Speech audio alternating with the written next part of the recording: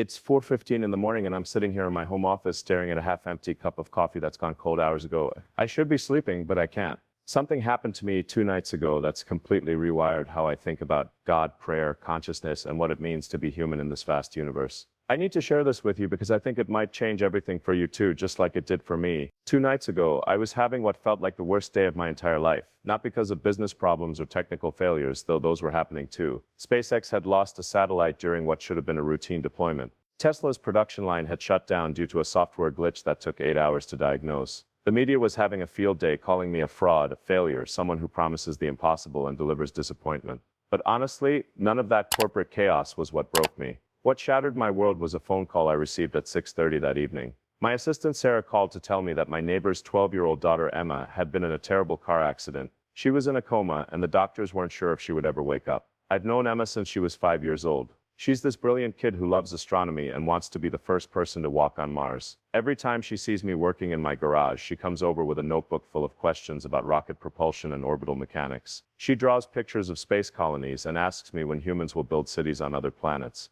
Just 3 weeks ago, she had shown me her latest drawing, a detailed sketch of what she imagined a Mars research station would look like, complete with solar panels, greenhouse domes, and landing pads for spacecraft. She had written at the bottom, "When I grow up, I want to help Mr. Musk make this real." Now she was lying unconscious in a hospital bed, and no one knew if she would ever dream about Mars again. I drove to the hospital and spent hours sitting with her parents in that sterile waiting room. Her father kept asking me if I believed in miracles, if I thought prayer could actually change anything. Her mother just sat there holding Emma's favorite book about the solar system, tears streaming down her face. I didn't know what to say to them. I've spent my entire career solving problems through engineering and innovation. When something doesn't work, you analyze the failure, redesign the system, and try again. But sitting in that hospital corridor, I realized there are some problems that can't be solved with better technology or more funding or working longer hours. That night, I couldn't go home to my comfortable house while Emma was fighting for her life. I couldn't pretend everything was normal while her parents were living through every parent's worst nightmare. So I did what I always do when I need to think clearly.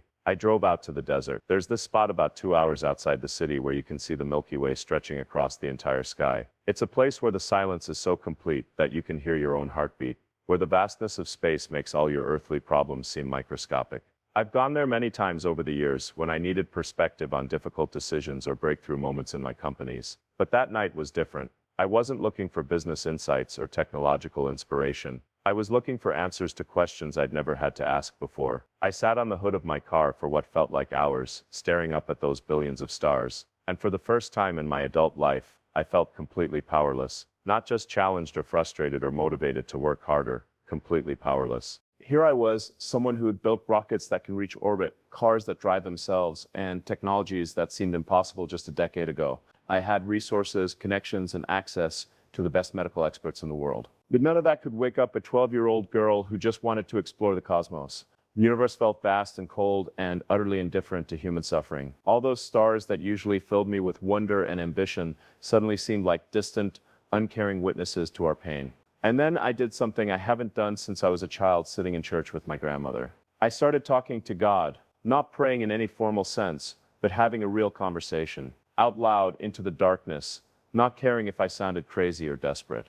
I said, "God, if you're real, if you're listening, I need you to help me understand something. How can you create a universe this beautiful and this cruel at the same time? How can you give a 12-year-old girl dreams about exploring Mars, then let her get hit by a drunk driver? How can you inspire us to reach for the stars while we're down here watching children suffer?" I wasn't being respectful or reverent. I was angry. I was demanding answers from a God I wasn't even sure existed. I was pouring out all my frustration and confusion and desperate need for something to make sense.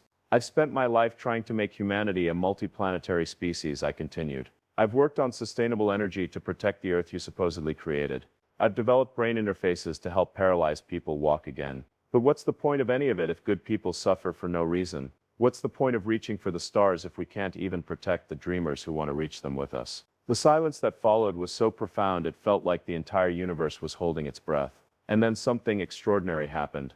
I didn't hear a voice or see a vision, but suddenly I wasn't alone anymore.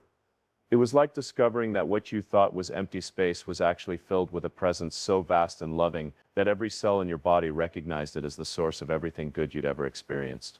In that moment, I understood something that no amount of scientific study or philosophical reasoning had ever taught me. God doesn't speak to us in spite of our questions and doubts and anger. He speaks to us through them. Every time we look at suffering and demand why, every time we see injustice and cry how long, every time we face loss and ask what's the point, we're not showing a lack of faith, we're entering into the deepest kind of conversation possible with the divine. The presence I felt that night wasn't giving me easy answers or quick fixes. Instead, it was showing me that God's heart breaks with every human tragedy. I felt the weight of every parent who has lost a child, every dreamer whose dreams have been cut short, every person facing circumstances beyond their control. But I also felt something else. I felt that every moment of wonder Emma had experienced in her 12 years, every time she looked up at the stars with curiosity and hope, every drawing she made of future space colonies, all of that had eternal significance. Her dreams weren't meaningless because they might never be fulfilled.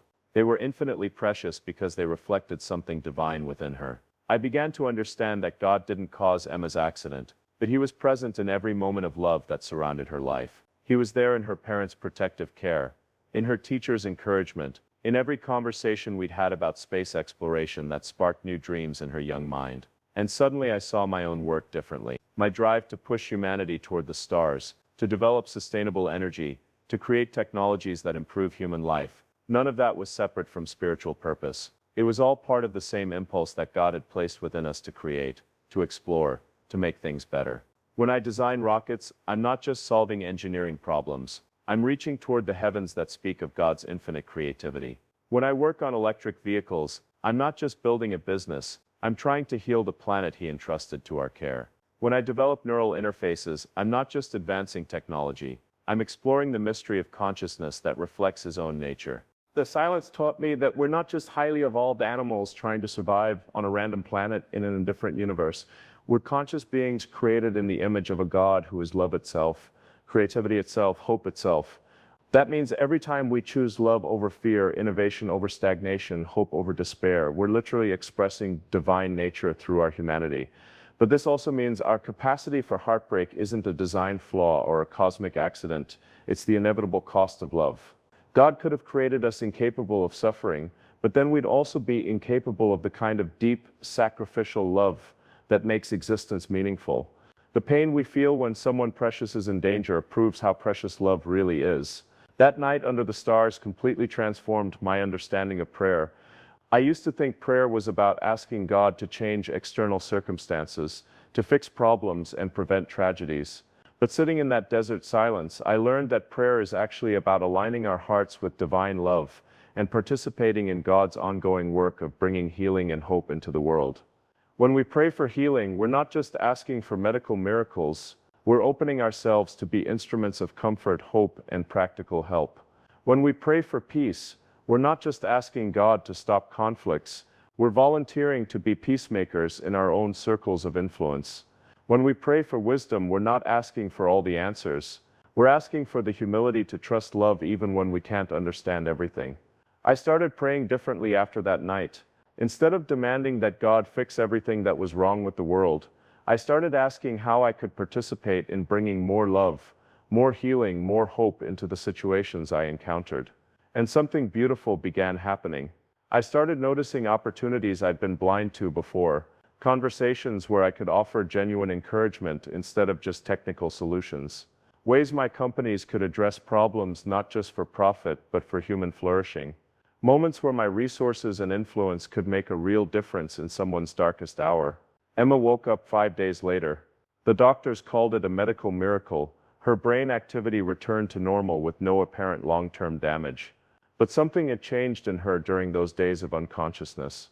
When I visited her in the hospital, she told me she had dreamed about walking on Mars, but not alone. In her dream, she was there with other explorers from all over the Earth, working together to build something beautiful for future generations. Mr. Musk, she said, holding my hand with surprising strength for someone who had been unconscious for nearly a week. I think the reason we want to go to the stars isn't just to escape Earth's problems. It's to become the kind of people who can solve those problems wherever we go.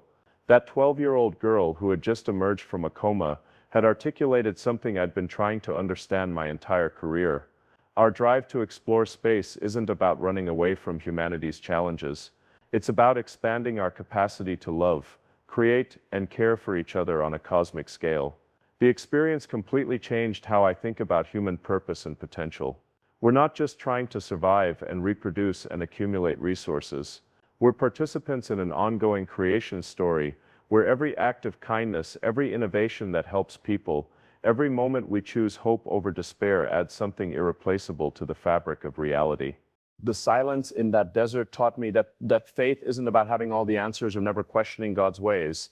It's about continuing to love, create, and hope even when we don't understand everything. It's about treating each day as a gift, each person as sacred, each challenge as an opportunity to grow in wisdom and compassion. If you're listening to this and you're facing something that feels impossible right now, whether it's illness, loss, failure, or just the overwhelming complexity of trying to make a meaningful life in a confusing world, I want you to know something important. You're not alone in that struggle. There's a love operating in this universe that's bigger than your problems, older than your fears, and more persistent than your doubts. It's a love that speaks through silence, that creates through our creativity, that heals through our compassion, that explores through our curiosity.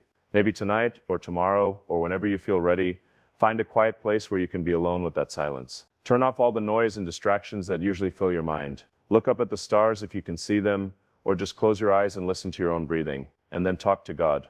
Not with perfect words or religious formulas, but with the raw honesty of your heart. Tell Him about your dreams and your fears, your questions and your hopes, your anger and your desperate need for meaning.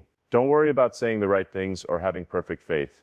Just be real, be human. Be exactly who you are in this moment, with all your doubts and struggles and impossible dreams. Because here's what I learned in that desert silence, what Emma taught me from her hospital bed, what every moment of genuine prayer reveals: God doesn't want our performance or our pretending. He wants our hearts. He wants to meet us in our questions, our doubts, our darkest moments, and our wildest dreams. The universe is vast beyond our comprehension, but you're not insignificant in it. You're a conscious being capable of love, creativity, hope, and wonder.